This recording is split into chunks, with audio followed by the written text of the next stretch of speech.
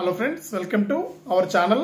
మన తెలంగాణ రాష్ట్ర వ్యాప్తంగా ఉన్నటువంటి రైతన్నులందరూ కూడా ఎప్పుడెప్పుడా అని ఎదురు చూస్తున్నటువంటి రైతు భరోసా పథకానికి సంబంధించి సీఎం మనకు రేవంత్ రెడ్డి గారు గ్రీన్ సిగ్నల్ అయితే ఇచ్చారండి.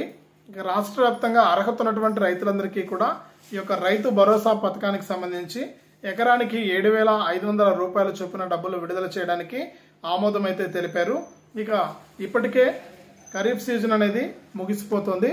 ఇక 20 రోజులు మాత్రం సమయం ఉందని, ఇక 20 రోజుల్లోపు మనకు తప్పకుండా ఈ యొక్క రైతు భరోసా సాయాన్ని అందించాలని నిర్ణయం తీసుకున్నారు.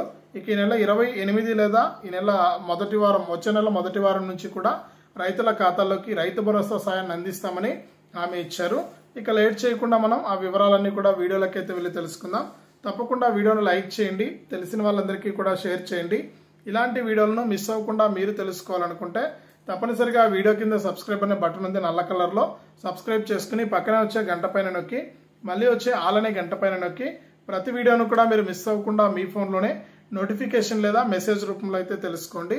తప్పకుండా వీడియోను లైక్ చేసి షేర్ చేసి సబ్స్క్రైబ్ చేసుకోవడం మర్చిపోవద్దు. ఇక లేట్ చేయకుండా వివరాల్లోకి వెళ్తే, మన తెలంగాణ రాష్ట్ర వ్యాప్తంగా కొన్ని లక్షల మంది రైతన్నలు ఈ వానాకాలం సీజన్ కు సంబంధించి రైతు భరోసా సాయం కోసం అయితే ఎదురు చూస్తూ ఉన్నారు.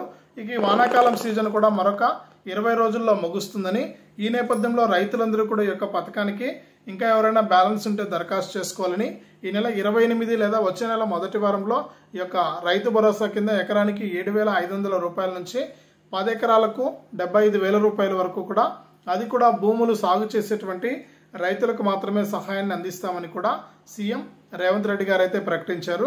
కాబట్టి రాష్ట్ర వ్యాప్తంగా ఉన్న రైతులందరికీ కూడా యొక్క సాయం అయితే అందుతుంది. తప్పనిసరిగా మీరందరూ కూడా వీడియోనైతే మనకు లైక్ చేయండి, షేర్ చేయండి. ఇలాంటి వీడియోస్ను మిస్ అవ్వకూడదు అనుకుంటే తప్పనిసరిగా సబ్స్క్రైబ్ చేసుకుని పక్కన వచ్చే గంట పైన నొక్కి మళ్ళీ వచ్చే ఆల్ అనే గంట పైన కూడా నొక్కండి.